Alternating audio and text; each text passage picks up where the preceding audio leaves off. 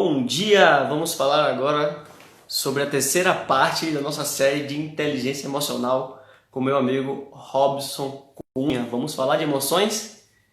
Bem-vindos e bem-vindas. Vamos lá, aguardando o Robson entrar aqui para a gente dividir essa tela e começar mais um dia com essa positividade de sempre, porque a gente pode sempre escolher entre, neste momento agora, neste intervalo de tempo, o que é que a gente quer sentir, o que é que a gente quer trazer pra gente neste tempo, neste momento. Bem-vindo, Robson! Deixa eu chamar meu amigo aqui. Oi, Davina. Oi, Dai. Oi, Pri. Oi, Ítalo. Robson, me chame aqui para eu apertar a resposta. Pronto, já te chamei. Tudo bem? Bom dia. Bom dia, Tá me ouvindo bem? Todo mundo me escuta bem? Todo mundo escuta o Robson? tudo beleza? Então, meu amigo, mais uma vez agradeço a sua presença aqui nessa série que virou uma série daquelas séries melhores do que aquelas séries da Netflix. Todo mundo não quer perder um capítulo. Netflix é Verdade. maratonar, meu amigo. Aqui tem que acordar cedo para maratonar isso aqui.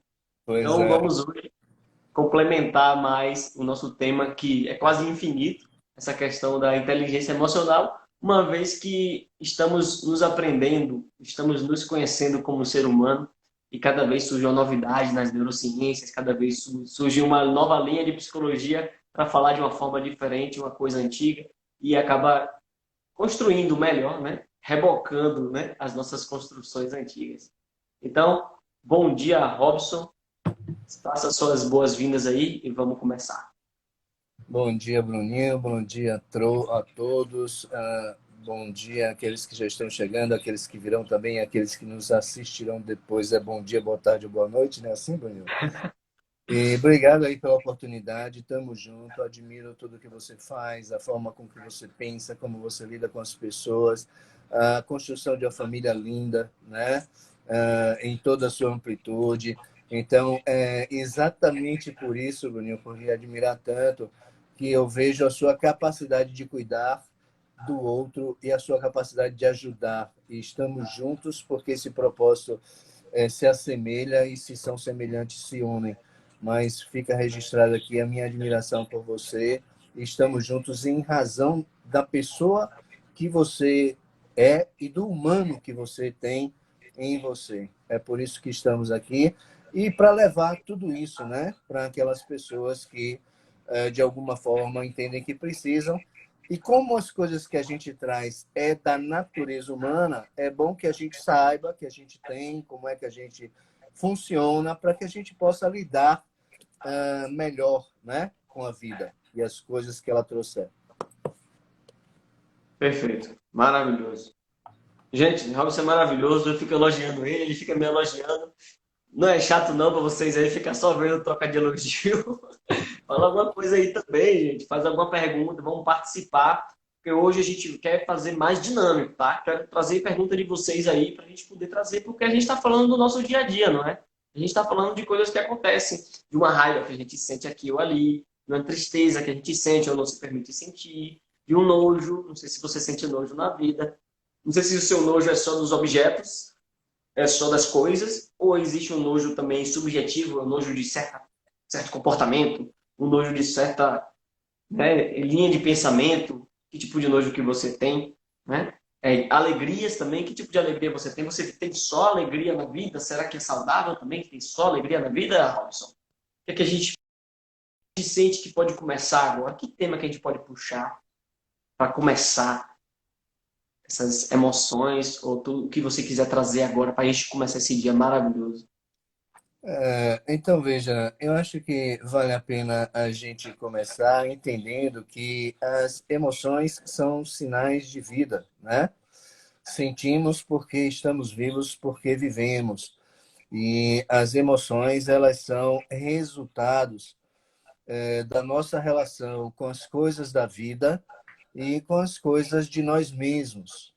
Essas emoções são primárias, ditas primárias, porque pelo Criador foram de série em toda a humanidade, em todos os humanos, e somos 8 bilhões, né, no planeta. Primárias porque nos primeiros meses, né? Então é de série, é desde o nascimento que a gente vem com as emoções, e esse diálogo com as emoções vem acontecendo nas diversas fases do desenvolvimento humano. A gente passa pelo bebezinho, sai do bebê, vai para a criança, sai da criança, vai para a adolescência, sai da adolescência, vai para a juventude, sai da juventude, vai para a idade adulta, sai da idade adulta, vai para a senilidade, para a senescência, e cada uma dessas fases, em cada uma delas, a gente vai se construindo. E nós vamos também, em cada uma dessas fases do desenvolvimento humano, lidando de uma maneira diferente com as nossas emoções. Então, vamos entender que ler não transforma cada um de nós em inteligentes emocionais. Viver, sim, né? E é um processo que se estende por toda a esteira do desenvolvimento humano, desde a fase intrauterina, a relação, né, do desejo que os nossos pais têm pelo nosso nascimento, pela nossa constituição, de que forma a gente é. Lembrando que o bebê não nasce na fecundação, ele nasce no desejo, ele nasce antes, quando se começa a elaborar uma construção de uma família, ampliação da família, quando se dá o nome, né, ao bebê, e geralmente isso vem antes. A partir daí, né, as nossas emoções elas começam a se desenvolver nas diversas fases. E digo isso para que a gente tenha paciência, porque também não é desconectando ao final dessa live que a gente vai estar inteligente emocionalmente, né? Agora a gente vai aprender um pouquinho a lidar com essas nossas emoções, quais são elas, por que elas existem, de que forma elas se manifestam. A raiva, principalmente, ela é a mais frequente, é a que mais incomoda. O medo é uma outra delas, né? E elas aparecem nas diversas circunstâncias e apresentam diversos modelos de resposta. A raiva do viver junto, do conviver, do viver com alguém, onde a individualidade precisa dar espaço para uma conjugalidade, né, em qualquer configuração.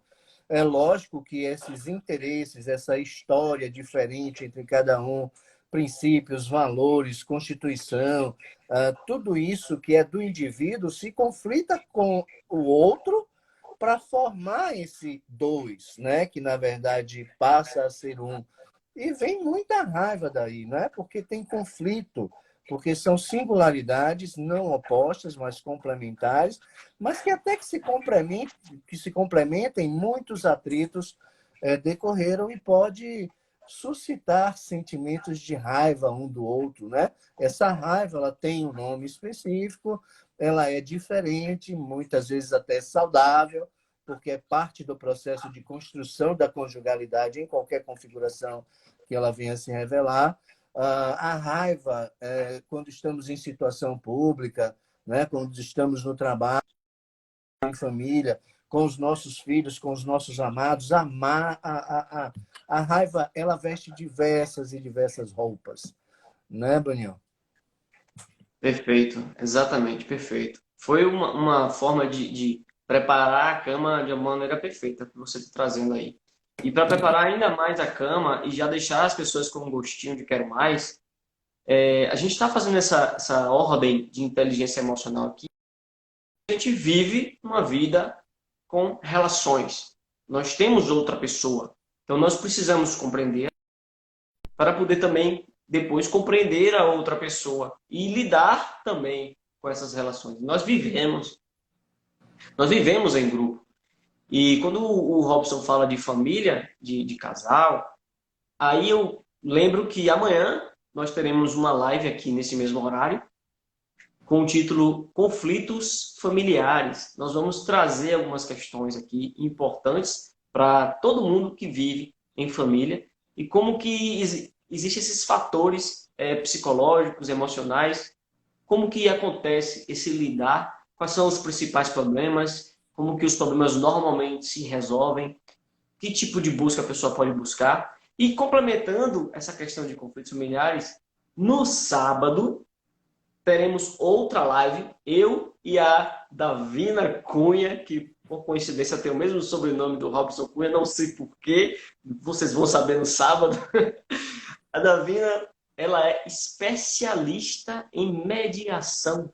Então, ela é advogada, então ela trabalha com questões familiares. Então, vai ser lindo o nosso sábado de manhã, porque eu vou falar de comunicação não violenta. Como que a gente pode trazer uma comunicação compassiva através de técnicas?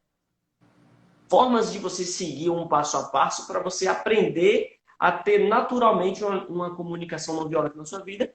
E ela vai trazer como que ela aplica isso no dia a dia, na prática. Trazer alguns casos também para vocês se interessarem, tá bom? Então, está aberto essa página aí para a sexta-feira com o Robson e o sábado com a Davina e vamos jogar duro. E essa live de hoje aqui é essencial para poder embasar tanto a sexta quanto o sábado. Então, fica aqui até o final. Se você não conseguir assistir até o final, assista depois para poder você entrar no sábado, na sexta e no sábado, já com esse conteúdo embasado. Porque antes da gente buscar uma melhoria, é importante que a gente aprenda o que já se desenvolveu.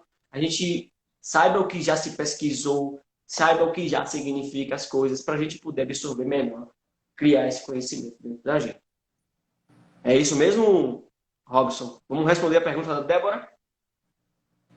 Vamos, Débora. Débora falou aí, falem sobre os lenitivos. Gente, você é advogada, Débora? Porque você usa um linguajar tão formal. Lenitivos, eu acredito que significa calmante, né? Para tranquilizar, né? Lenitivos para os sentimentos, né? Fale sobre os calmantes para os sentimentos. Tipo, vamos passear, descansar. Isso ajuda a manter o nosso equilíbrio. Eu imagino que seja uma pergunta. Isso ajuda a manter o nosso equilíbrio? O equilíbrio? A primeira pergunta que eu trago. O que é o equilíbrio? Né? Imagina uma balança. Uma balança daquelas antigas, né? Que bota uma coisa de um lado, bota a coisa do outro e fica equilibrado. Isso é o equilíbrio. Você quer uma vida com esse equilíbrio estático? Né? Se a gente usar a palavra estático, o equilíbrio está parado. É uma vida que provavelmente seja entediante para as pessoas. Porém, quando esse equilíbrio é dinâmico, aí você se sente até mais vivo. Porque você se permite sentir uma emoção aqui, depois você volta a sentir outra emoção ali, aí depois você vai sentir uma alegria aqui, aí depois você vai sentir uma sensação ali. Aí você vai nesse ciclo, nessa espiral, aprendendo, né? Se desenvolvendo como ser humano. Então, eu acho que só de dizer que não deve existir um equilíbrio estático, mas sim um equilíbrio dinâmico, é justamente essa senoide que gira em torno deste meio ideal da tranquilidade, da neutralidade, a serenidade, que muitos chamam de felicidade, essa serenidade. Picos de alegria, picos de tristeza e nessa média. E se você está sentindo que está merecendo passear, por favor, vá passear, porque você merece, não é? Vá descansar, você merece. Vá se dar um prêmio, você também merece, não é? E isso pode sim fortalecer o seu coxo, né? Usando palavras difíceis como você gosta, Débora. Fortalecer o seu coxo, a sua capacidade de lidar com mais coisas na frente. É como se recarregar a energia, como muitos falam, numa linguagem mais coloquial. Complemente, por favor, meu amigo Robson, essa pergunta da Débora. Débora, essa pergunta ela é muito interessante e é uma das tantas perguntas do humano que não querem calar, né? Porque, basicamente, nós vivemos sobre dois instintos, digamos assim, a busca pelo prazer e a fuga do desprazer, né? Então, isso é da natureza humana. Eu procuro o que é prazeroso e fujo daquilo que não me dá prazer. E fujo da dor, vamos dizer assim, né? Então, assim, lenitivos para a dor. Ontem alguém me perguntava, Robson, como é que eu resolvo essa dor? Como é que eu faço essa dor ir embora? Como é que eu deixo de sentir essa dor? Qual é a resposta? Sentindo a dor. Não tem jeito. Não tem jeito. Se a gente quiser elaborar a dor, observe que estamos falando aqui de dor, não estamos falando de sofrimento. Sentir a dor não significa necessariamente sofrer. Agora, para elaborar a dor, nós não podemos tentar fazer uso de lenitivos, né? E nós temos aí lenitivos naturais, que são as fugas, o passeio, o fazer o que gosta, tem o seu lugar para isso, e a gente vai falar disso exatamente agora. E também tem os lenitivos sintéticos, né? Que a gente, com receita ou sem receita para alguns, sintéticos, vamos dizer assim, a gente pode recorrer a eles. Resolve? Não resolve. Dor é também de série, é da natureza humana, nos ensina, tem a propriedade intrínseca evolutiva de transformação, de individuação, de amadurecimento, de fortalecimento psicológico. A dor, ela é benéfica em todos os seus sentidos. Ela precisa ser elaborada, estamos aqui para isso. Não vamos procurá-la nem provocá-la, não é isso, deixa isso por conta da vida. Ela se incumbe dessa parte e quando ela entende que estamos estruturados, ela manda alguma coisa para sentirmos, para ativarmos e entrarmos em contato com as nossas emoções. Aí nós vamos separar dor de sofrimento. E o que é o sofrimento diante da dor? O sofrimento, sofrer, está relacionado à interpretação que faço sobre aquela dor.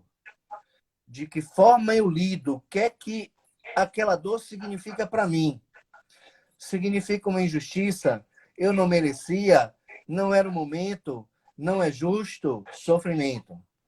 A dor tem alguma coisa para me ensinar, eu silencio, converso com ela e procuro aprender o que é que ela quer me trazer, é uma dor. Não tem sofrimento. Agora, vamos lá, separar os elementos aqui. Dor, sofrimento, já está claro isso, né? A gente sofre porque a gente interpreta de um jeito a dor. E tem um outro elemento que é a saúde mental. Aí os lenitivos entram, principalmente esses que você relaciona. E para quem gosta de anotar, vai aí uma matriz, né? Que nos ajuda a nos conhecermos e a sabermos os nossos recursos e esses lenitivos que a Débora traz. Vamos lá para a matriz. Gosto e faço, relaciona tudo isso aí num quadradinho, num quadrante. Gosto e não faço, não gosto e faço, não gosto e não faço. Isso não é uma tarefa para a gente, não é uma coisa para a gente colocar na lista de tarefas, sentar, responder e deixar e considerar acabado. Não. Essa matriz é para ficar aberta ao longo da vida, né? E a gente precisa revisitar isso, enchendo o quadrante do gosto e faço, mas sabendo que muitas vezes a gente precisa fazer o que não gostamos. E também a gente pode modificar essa relação com o que não gostamos e precisamos de fazer. Porque se a nossa relação é antipática com aquilo que a gente não gosta de fazer, o que é que acontece? Sofrimento. Mas se eu sei que é preciso fazer o que não gosto, porque é um degrau para vir a fazer o que gosto, o que é que acontece? Uma dor que produz aprendizado, que produz prazer na estrutura material, né, cerebral, que é o centro de recompensas, né? Eu espero que tenha ficado claro. Então, assim, ó, dor, sofrimento e saúde mental. Esse quadrante nos ajuda a preservar, alimentar e nutrir a saúde mental. Gosto e faço, não gosto e faço. Gosto e não faço, não gosto e não faço. Visitar esses quadrantes e trabalhar para o gosto e faço, a saúde mental e faz com que a gente lide melhor com a dor sem sofrimento, né? 3 elementos aí que a gente precisa lidar com eles separadamente: dor, sofrimento e saúde mental. É isso, Bruninho? Perfeito, gente. O que vocês acharam aí? Respondeu? Eu achei maravilhoso. O Robson, trazendo essa questão, né, que caiu feito a luva, eu trago aquela questão também da autorresponsabilidade, né? Quando você entende o objetivo, o seu objetivo, para onde você está indo, e aquela ação, como o Robson falou, que eu vou ter que fazer mesmo não gostando, quando você entende que você tem a escolha de você seguir por esse caminho, que você fez um pacto com você mesmo, ou você fez um pacto com a sua equipe, ou com o seu cônjuge, você fez um acordo, e você entende que você precisa seguir aquele caminho, aí você é dono, porque você tomou a escolha. Porque se você ficar se achando que está se carregando coisa nas costas que não é sua, você não está assumindo a responsabilidade e você está se fazendo de vítima. É uma palavra meio pesada para alguns, mas é uma realidade que todos nós passamos às vezes, por esse ponto de vista de que nós somos vítimas das situações, sendo que podemos sim olhar com outros olhos ou mudar o seu mindset, a sua programação mental, para você se sentir melhor fazendo aquilo ou não sentir aquilo enquanto você se direciona para a sua missão, para aquilo que você tem como meta maior. E falando de autorresponsabilidade, estamos falando de inteligência emocional, não é? Então, inteligência emocional é necessário para as pessoas que têm autorresponsabilidade e vice-versa. Se você quer ter inteligência emocional, você precisa ter autorresponsabilidade para você olhar para as emoções e tomar um posicionamento, como eu sempre falo, de observador. Tomar um posicionamento de fora e observar suas emoções com a sua consciência. Trazer para a razão, trazer para a percepção, trazer para uma outra forma de enxergar aquilo que está acontecendo, para sentir diferente. Não estou dizendo para você fugir daquilo, estou dizendo para você ver mais coisas, ter mais clareza. Clareza para poder agir, como eu repito. Precisamos ter clareza do que acontece para poder agirmos. Faz sentido? Clareza para poder agir? Então, muitas vezes, nós não estamos tendo clareza porque estamos dentro desse sofrimento que o Robson falou. Se estamos dentro do sofrimento, estamos mergulhados numa química de sofrimento e muitas vezes essa química para o nosso corpo, nosso cérebro não entende que está nos maltratando. Ele acorda no outro dia e fala, estou vivo. Se eu estou vivo, o que eu fiz ontem funcionou. Então, vou repetir meu sofrimento. O cérebro ele é meio burro. Ele é um gênio porque ele faz tudo o que você manda. Mas ele é meio burro porque ele não questiona. Então, se você quer mudar a sua vida, assuma a autorresponsabilidade de ter o conhecimento de como funciona essa máquina que é você. Ter o conhecimento de como funcionam as partes subjetivas e psicológicas para você começar a trilhar com mais autenticidade até a sua vida. E aí eu já aproveito para puxar o gancho da pergunta aí da Giovana, né? Ela tem um filho de 4 anos que ele ainda se comunica para ela dizendo que ele quer fazer o que ele tem vontade. E isso deixa ela irritada uma vez que ele quer subir escadas correndo. Eu imagino que subir escada correndo para ele deve ter uma coisa muito boa. Deve ser algo prazeroso que atraia essa curiosidade, essa vontade de subir a escada. Eu imagino que, ao mesmo tempo, essa mesma situação que é subir a escada correndo, para a Giovana, seja algo perigoso ou seja algo que pode acabar gerando um acidente. Então, existe um conflito. Né? Um conflito entre o que a mãe acha e o que o filho acha. O que é o certo? O que é o errado? Percebe? Mas o mais importante aqui não é dizer o que é o certo nem o que é errado, porque a gente sabe que o que é certo e o que é errado depende do ponto de vista. Não é? Então, o mais importante aqui é saber o que é que a mãe, no papel de mãe, vai fazer nessa situação do filho. E como que ela vai, da maneira que ela vai agir ou falar, influenciar o filho na vida dele. Como que esse filho vai aprender diante da ação da mãe. Então, eu não sei que caso específico é, porém, se o seu filho for subir uma escada e realmente ele for cair, independentemente se ele não ouvir, eu imagino, a opinião de Bruno, que o pai ou a mãe o filho, proteger o filho e bloquear o acesso àquela coisa perigosa. Porém, se aquela coisa ele já fez 10 vezes e nunca caiu, talvez o pai ou a mãe deva repensar um pouco. Será que isso é perigoso mesmo? Ou será que eu estou distorcendo um pouco porque eu tenho medo que ele se machuque? Será que qual é o limite? Qual é o limite entre eu permitir que ele faça aquilo para ele se sentir melhor na vida dele, porque ele tem a curiosidade dele, ou eu bloquear isso sabendo que eu posso também bloquear a criatividade na vida dele? Será que eu posso dizer não de outra maneira? Será que eu posso chamar ele para conversar e mostrar os perigos e deixar ele tomar uma decisão? dando essa responsabilidade também para ele perceber os perigos? Existem várias formas de você ir buscando isso. Porém, o que mais importa aqui nessa live de hoje é sobre sua emoção, né? Porque você se sente irritada por isso. Se você se sente irritada por isso, a gente pode já abrir, Robson, o tema da raiva, a irritação. O que é irritação? Se algo acontece de uma maneira que não quero que aconteça, será que isso gera irritação em mim? Se eu quero que meu espaço seja protegido e alguém entra no meu espaço, isso gera uma irritação? Se eu quero silêncio e alguém faz um barulho, será que isso gera irritação? Que tipo de frustração, Robson, que gera irritação? Que tipo de invasão que gera irritação em mim, meu amigo É, Robson? a irritação, ela é uma resposta singular, né?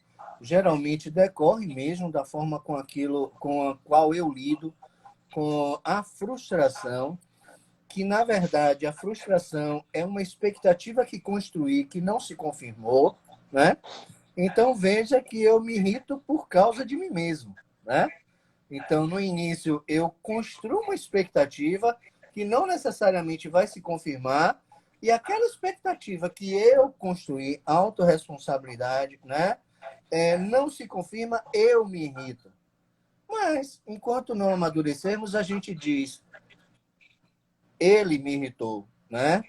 Então veja que a, tudo que se refere à emoção, a gente não pode, não deve, pelo menos, usar o verbo na voz passiva. Eu sou vítima de uma irritação de que alguém me provocou. Não, eu me irritei. Ponto. Né?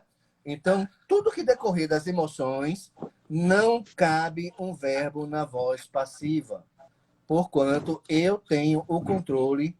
Posso não saber controlar ou saber controlar. É outra história, né? Mas isso não invalida o fato de termos o controle sobre as nossas emoções. Então, nada de voz passiva, que configura a vitimização que Bruno trouxe antes, para lidar com as emoções. E o verbo sempre na voz passiva, e isso vai nos conduzir à autorresponsabilidade. Mas eu vou me permitir comentar algumas coisas aqui sobre o que o Gelson Sodré, né, falou, porque tem pontos aqui muito importantes. O primeiro deles é que estamos falando aqui do que é trazido pela análise transacional, que é a análise das relações, né? Então, a análise transacional, ela traz uma estrutura psíquica diferenciada, que é o ego pai, o ego adulto e o ego criança. A estrutura é essa mesmo. Então, que ego dessa mãe está conversando com que ego dessa criança? Se ela está falando, e me parece, como ego pai, e pai não é machismo, não, é porque a literatura ainda não foi atualizada, né? Mas esse ego pai é aquele que manda, que é imperativo, faça, não faça, certo ou errado, e a criança estiver no ego criança buscando prazer, não tem diálogo, não tem entendimento. Esse é o primeiro ponto. A mãe precisa achar uma forma de descer para o ego criança para dialogar com a criança no mesmo ego, na mesma instância. Senão, não tem entendimento. Mas tem outro ponto muito interessante, que uma criança de 4 anos, ela não tem o neocórtex plenamente desenvolvido para o certo e para o errado. O ego dela não está desenvolvido adequadamente. Ela está numa fase do desenvolvimento que ela não processa o não. Então, esse não para ela é nulo. Se a mãe diz não corra na escada, ela vai correr na escada. Se a gente pega uma criança de 3, 4 anos e diz não enfie o dedo na tomada, ela olha para a tomada, mira na tomada, olha para a mãe, dá um sorriso sutil e enfia o dedo na tomada. Né? Porque ela não processa adequadamente o não. Então, observe que esse é o resultado. Eu me irrito, eu me sinto como incapaz de controlar. E tem uma palavra aqui que ela é representativa da causa, né? Observe, e ele não atende, às vezes, aos comandos. A relação não é essa. A relação com a criança não é uma relação de poder. é uma relação de construção, é uma relação de educação, né? Então, veja que a causa não está na criança, ela não é TDAH, ela não é hiperativa, ela não é irritadiça, ela não é anormal, ela não tem nenhuma patologia. A criança de 4 anos, em suas diversas fases do desenvolvimento humano, né, todos nós, temos particularidades que precisam ser conhecidas pelos pais, né? Porque senão acontece exatamente o bloqueio das experiências. E a gente entra com o escopo do amor no que chamamos de educação castradora, né? Aquela superproteção. Ah, eu protejo porque amo. Não. Pelo contrário, essa proteção não é de quem ama. Essa proteção é de quem tem medo. E para ser pais é preciso coragem. E o que a criança mais precisa é viver experiências. E é preciso coragem para ver a criança cair. Não tem jeito. Porque é a queda, é a dor sentida como é resultado do seu comportamento que vai ensinar a criança. Então, cabe aos pais ver exatamente como o Bruno traz, qual é a magnitude do risco. E em função da magnitude do risco, eu atuo como pai, como mãe. Então, se o risco é iminente e tem características de irreversibilidade do dano, eu tiro, não quero nem saber, né? Eu tiro a criança da situação de risco.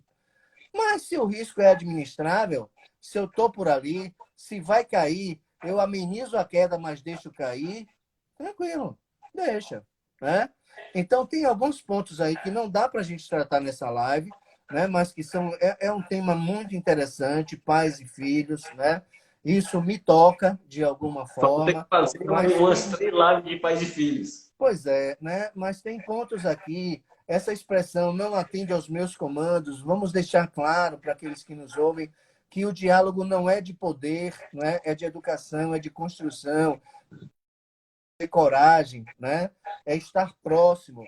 Os filhos não querem pais perfeitos, mas também não querem pais castradores, não querem pais omissos, mas não querem também pais opressores. E aonde é que está esse equilíbrio de um pai omisso e de um pai opressor, né? Aí vai para a inteligência emocional, porque tudo cai nas nossas emoções. É isso, Bruninho. E, Gel, eu espero ter ajudado de alguma forma, né? E maiores esclarecimentos, entra aí no direct que eu vou ter um imenso prazer de conversar sobre criação de filhos.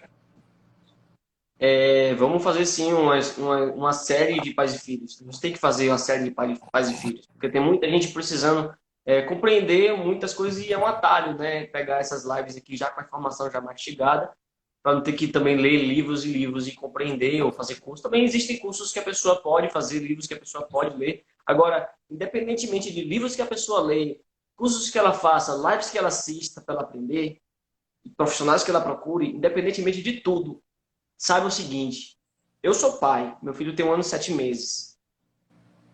Daiane é mãe. Fizemos nosso papel de pai e mãe no momento em que geramos uma vida. A partir do momento que o filho nasce, o pai e mãe, de certa maneira, são substituíveis enquanto olhamos a questão da sobrevivência. Se o pai e a mãe morrerem, o filho consegue viver. Ele consegue viver sustentado por uma sociedade, por outras pessoas. Então, o papel de pai e mãe não é tão, digamos assim, grande quanto a gente está achando, que a gente está se achando muito para ser pai e mãe.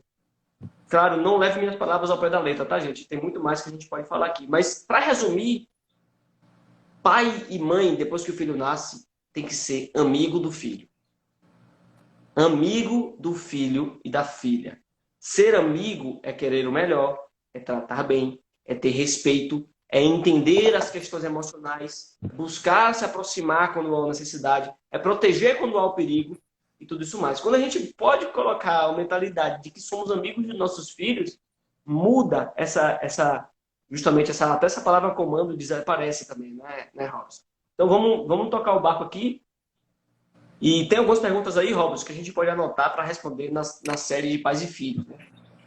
A gente depois anota, viu, gente? Algumas perguntas aí que a gente vai responder na série pais e filhos, porque a gente tem poucos minutos. Temos 25 minutos para falar dos restantes das emoções. A gente começou a falar sobre raiva.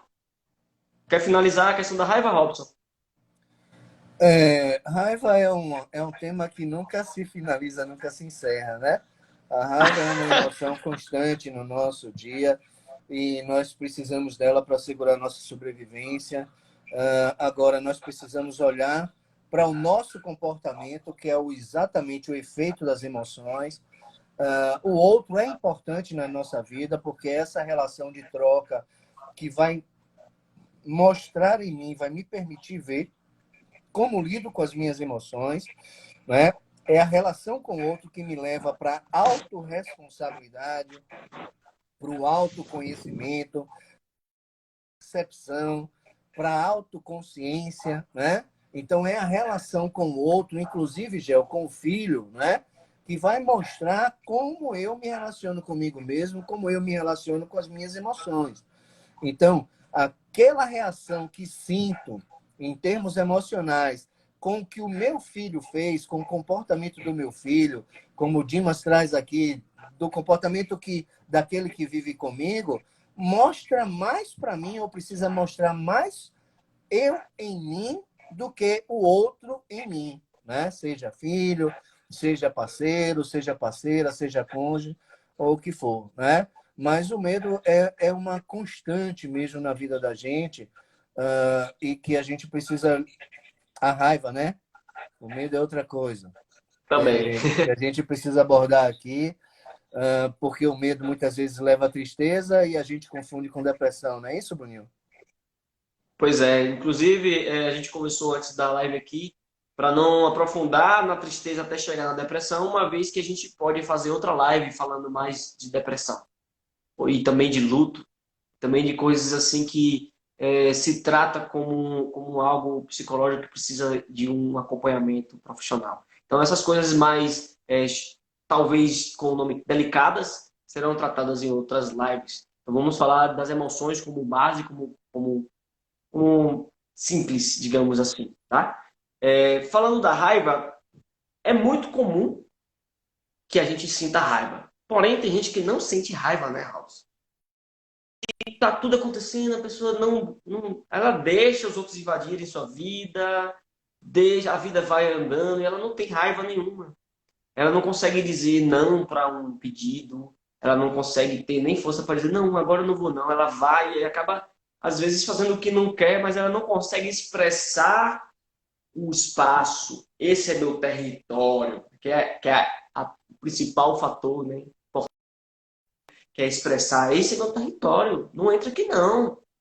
Ele não necessariamente você vai matar o outro. Claro que a raiva te ajuda a ter energia, porque se você precisar se defender, ou se precisar atacar, você tem. Somos animais, não é?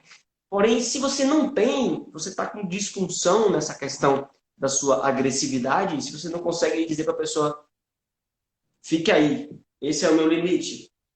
Isso também precisa ser trabalhado. É importante que você olhe isso, que a raiva também precisa de um meio termo, né? É o caminho do meio. Não existe aquele excesso de raiva, não é saudável. Também não é saudável. Robson. Exato. E o Bruno traz a figura do caminho do meio, que me leva a um livro, né? Que é do James Hillman, que é Passagem do Meio, e que ele mostra ali as nossas projeções e que produzem raiva, né? Porque na medida em que eu o eu ideal no outro, eu construo expectativas, eu quero que o outro se comporte, haja, responda, lide, pense de um determinado jeito, não vai acontecer isso, e a raiva se produz em mim, ou se produz não, porque ela já está lá, ela se expressa, né? Ela deixa a fase de latência, a raiva é latente em todos nós, ela está lá à espera de uma situação real que a convoque, né? Para que ela exerça a sua utilidade, mas quando ela é convocada não para a sua utilidade, não para a sua propriedade intrínseca, aí sim é um desvio da raiva e que causa sofrimento, né? Então, Perfeito. a partir dessas relações que eu vou lidar com a minha raiva, né? Se eu entendo que o outro é causador da minha ira, né? A gente vai dizer assim, eu agi adequadamente porque foi ele que me provocou. A gente se convence até mesmo de que estamos certos, quando na verdade podemos não estar, né? A gente se convence do que a gente quiser. Agora, na medida em que eu me convenço que a culpa é do outro, eu estou me distanciando de mim mesmo. A única coisa que eu estou conseguindo fazer é me distanciar da minha individuação, da minha identidade, né? Eu não me construo, eu continuo fragmentado. Eu continuo me relacionando com um eu que eu não sou verdadeiramente, né? Eu continuo me relacionando com um eu idealizado por mim. Isso é ego, né? Então, eu sou Perfeito. divino, eu sou maravilhoso, eu sou perfeito, eu estou sempre certo e a culpa é sempre do outro. Enquanto agirmos assim, a gente não vai estar na inteligência emocional, usando as nossas emoções com discernimento, que é o uso inteligente da nossa inteligência. Então, aquilo que o outro me provoca precisa dizer mais a mim do que o outro, né? E é assim que a gente vai lidando com as nossas emoções, lidando com a nossa raiva, lidando com o nosso medo, com as nossas Esse, inseguranças e por aí vai. Não é isso, Bruno? esse é o grande segredo, digamos assim, né? Para esse caminho da individuação, é justamente compreender as emoções e é justamente ter uma noção de consciência observadora, de ter essa autorresponsabilidade. Por quê? Por exemplo, você vai passar pela tristeza porque você vai perder imagens que você tinha na sua cabeça.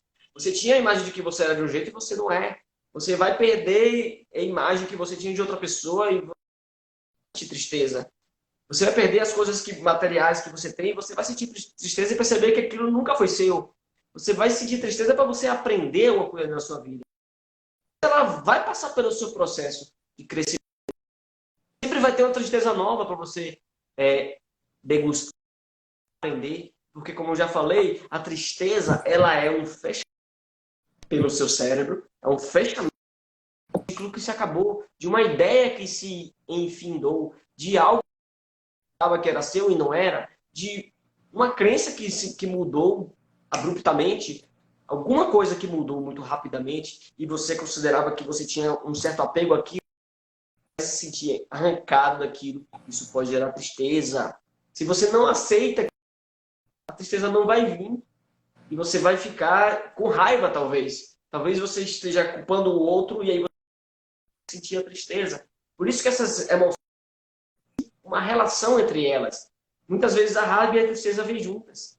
Você sente uma raiva porque alguém te bateu, por exemplo. Você sente uma raiva, quer botar aquela raiva para fora. De repente você cai a ficha de que você não tem a capacidade de se defender do que você achava que tinha. Aí isso pode bater uma tristeza. Entende? Se você aceitar, aí você vem a tristeza. Se você não aceitar, você vai continuar na raiva e vai culpar a si mesmo. Então, gente, coisas que eu vou ler aqui rapidamente, para vocês perceberem que pode estar na vida de vocês, mesmo sem vocês notarem, pode estar na vida de vocês, e que está gerando frustrações que podem estar relacionadas com tristeza, e também pode estar relacionada com raiva, uma vez que você espera alguma coisa e essa coisa não é o que é real, tá? Por exemplo, eu sei a resposta do seu problema. Alguém vem para você e você acha que sabe a resposta do problema da pessoa. Tudo bem, pode ser que você acredite que saiba. Mas chega lá e daqui a pouco não é aquela resposta e isso te causa frustração, você fica triste, por exemplo. Ou vem uma pessoa e não concorda com a sua resposta e você fica com raiva, por exemplo. Então você está percebendo que a raiva é mais uma invasão de um território moral e físico e a tristeza é mais um perceber que se perdeu alguma coisa. Né? Se perdeu uma expectativa, querido ou um objeto, quando se perde, a tristeza vem. Então, se eu acho que eu sei as respostas do seu problema, isso pode ser uma mentalidade que te leve para ter uma vida sem felicidade. Pode te levar uma vida só com tristezas e raivas. Por exemplo, se eu acho que sei as respostas dos problemas do mundo e de repente isso não acontece, eu fico frustrado, triste. Faz sentido, gente? Agora, se eu tenho essa outra mentalidade, eu sou culpado pelo problema na minha vida. Eu sou culpado. Ah, aconteceu outra coisa, eu sou culpado. Isso assim, você está se jogando. Gente, Não existe certo nem errado. Você aprendeu a ser assim. Seu cérebro. Possivelmente seu pai e sua mãe disseram que você era assim. Possivelmente na escola alguém apontou o dedo e aquilo ficou muito forte para você. Você acabou achando que você é culpado das coisas que acontecem no seu mundo. Como uma criança. Uma criança, ela tá no mundo, acontece alguma coisa. Como ela não tem sentido de discernir o que é ela, o que é o outro, tudo o que acontece ela acha que é ela. Né? Depois, outro momento, Robson, a gente tem que falar sobre fases de desenvolvimento também aqui, viu? Se eu acho que eu não sei de nada e não faço bem as coisas, porque alguém me programou assim de alguma maneira, eu achei que essa programação era adequada para mim, eu vou sentir tristeza, vou sentir raiva na minha vida. Se eu quero todo mundo girando ao meu redor, se eu tenho que ser perfeito, meu cabelo não pode estar bagunçado, eu não posso ter nenhuma imperfeição na minha vida, se eu não posso ter nenhum, eu sou o centro do mundo, né? É o egocentrismo. Eu sou o centro do mundo. Isso vai me gerar tristeza, porque eu vou perceber que isso não é verdade. Isso vai cair. Isso vai... Um momento você vai sentir tristeza. E se você não aceitar isso, você não passa disso e fica nesse ciclo egocêntrico. Estou finalizando, Robson. Se eu quero entrar no mundo do outro para ajudar, eu vejo alguém, eu já vou no mundo do outro, eu fico preocupado com o outro, eu fico o tempo todo só no mundo do outro, alguém vai se identificar aí do que está falando. Eu fico só no mundo do outro, esqueço de ver as minhas necessidades, eu acabo também vivendo frustrações na minha vida. Faz sentido isso? Se também eu acho que minhas dores, as pessoas têm que olhar para mim, eu estou me sentindo, eu preciso atrair o olhar de pena, eu preciso que a pessoa sinta pena de mim. Gente, isso não é certo nem errado, você está programado assim, você pode mudar. E se você vê alguma pessoa, você também não julgue, ela foi programada assim, tá bom? Primeiro é respeito e compaixão, para entender que a pessoa está gerando frustrações na vida dela, muitas vezes por causa dessa mentalidade que ela aprendeu. Então aí é que entra essa novidade, né, nesse nosso mundo de psicoterapia, de terapia, de reprogramação mental, em Robson.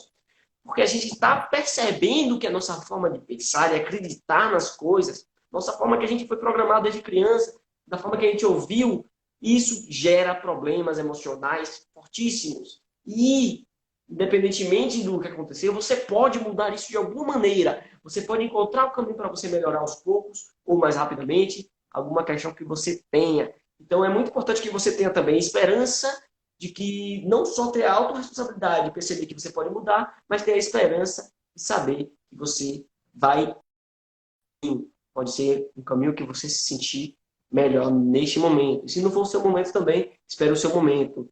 E se você vê outra pessoa sofrendo também e ela não vê o momento dela, você pode gastar muita energia nela e pode sofrer também. Porque a pessoa precisa do momento dela também. Aí que existe também a questão do respeito. E são tantas faces, Bruno. Então eu não sou nada se eu não for programado com nada. Aí é que tá o grande caminho de você ter autorresponsabilidade e você olhar para si e perceber que você é mais do que as suas personas. Isso muitas vezes acaba sendo apavorante para as pessoas, acaba sendo terror para as pessoas, porque como assim eu não tenho uma identidade, né? Eu não tenho nada para me apegar? E isso também exige coragem para superar isso, né, Robson? Robson, por favor, complementa nesses últimos minutos o que eu falei e vamos entrar na questão do medo, se for possível, tá? Então, se Eu você acho que você foi prolongar completo para por outras, aquilo por favor. que o tempo nos permite, mas eu vou, já que você fez uma explanação bem legal, eu vou pegar um gancho aqui, que eu acho que é uma questão que o Altair traz desde a live passada, e hoje ele coloca, se possível, aborde a raiva, a agressividade e testosterona, o que há de machismo por trás disso.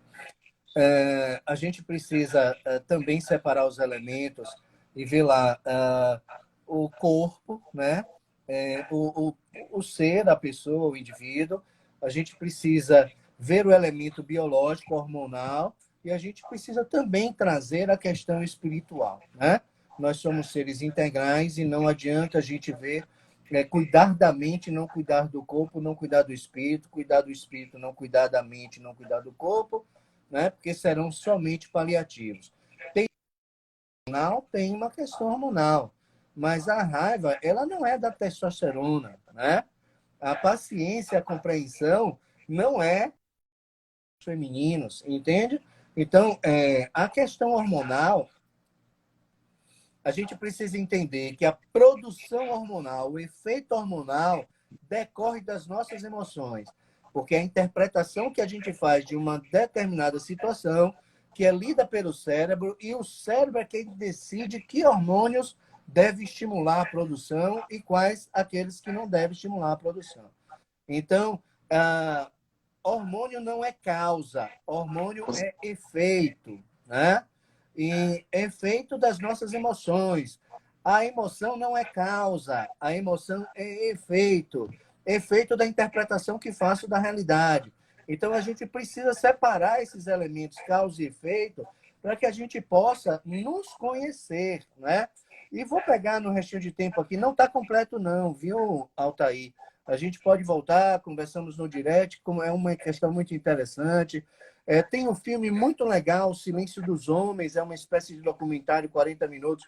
Anotem, assistam, principalmente as mulheres para compreenderem os homens, e os homens para se compreenderem por que fomos castrados, por que fomos separados do feminino que habita em nós, aquela questão cultural de que homem não chora, homem tem que ser forte, né?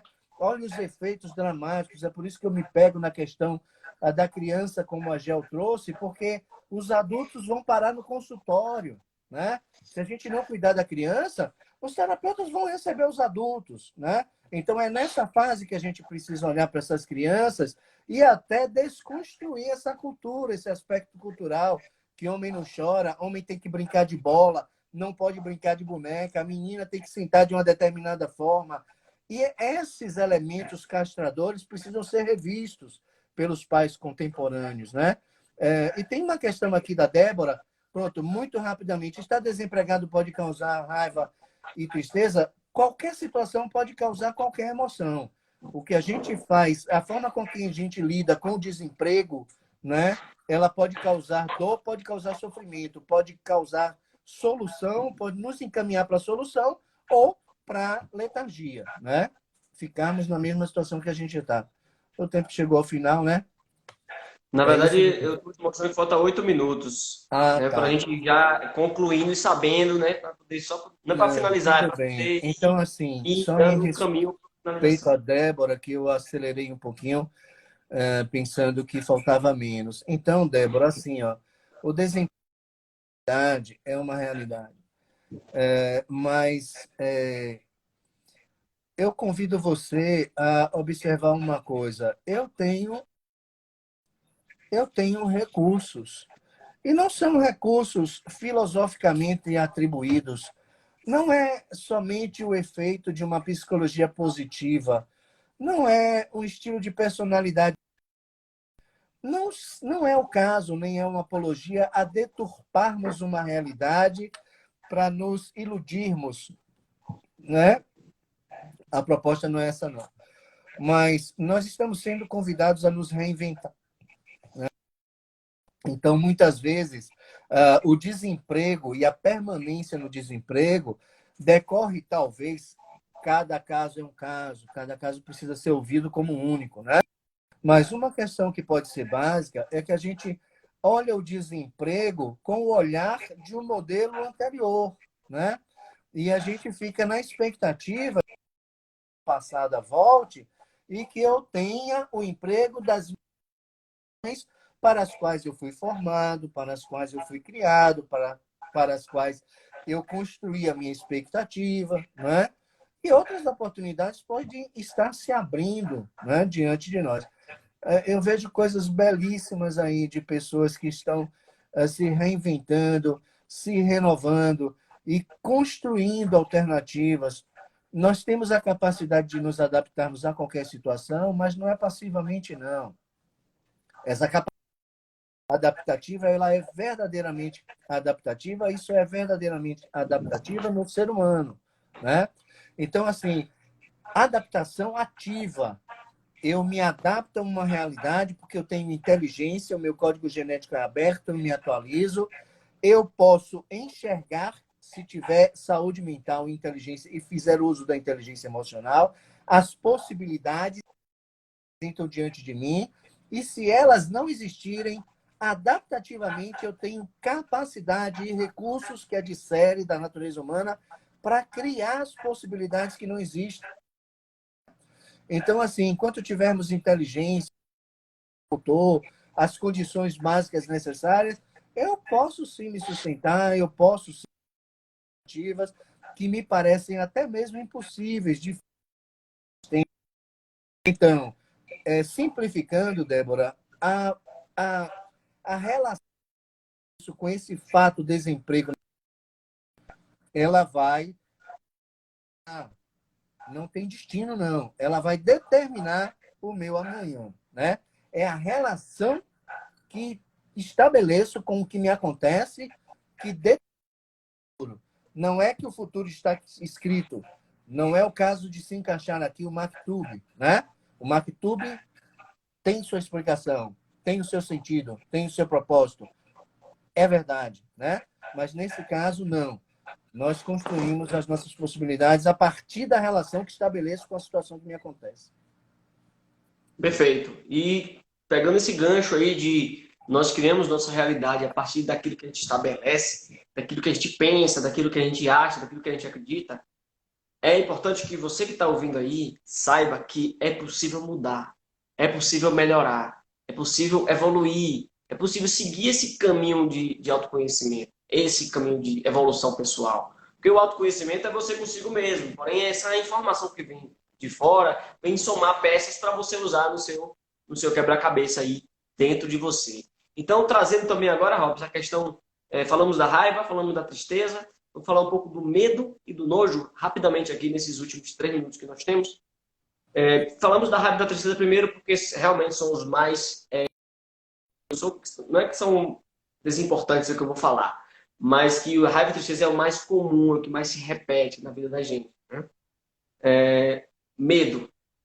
Se medo, eu tenho uma estratégia de me proteger. Se eu tenho medo, é porque eu que existe um perigo. Percebe que eu enfatizo a palavra acredito.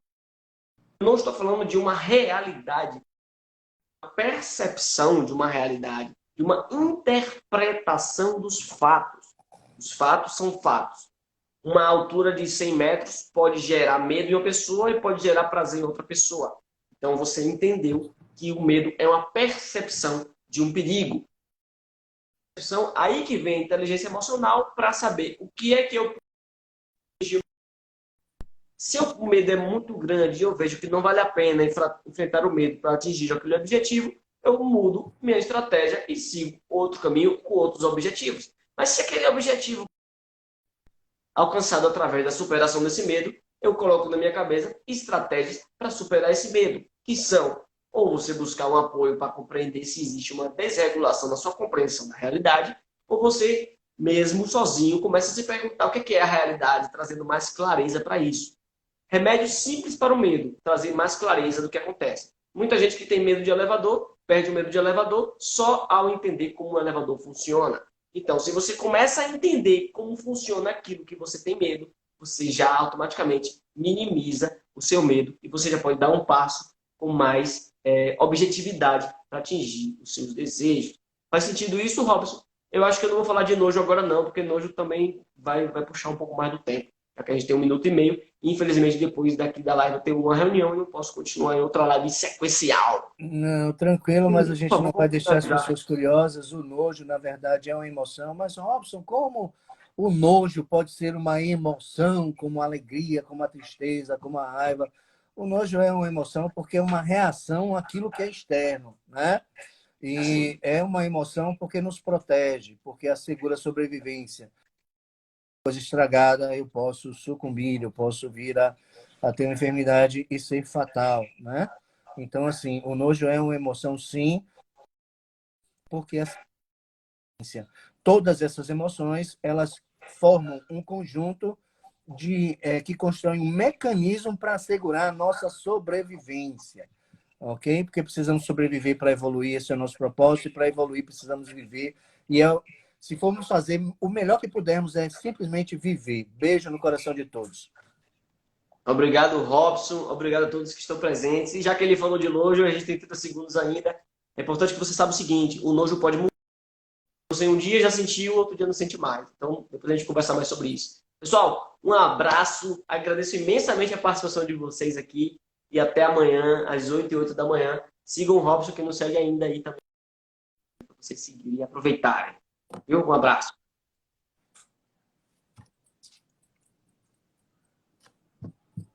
Ainda falta 7 segundos. Abraço imaginário.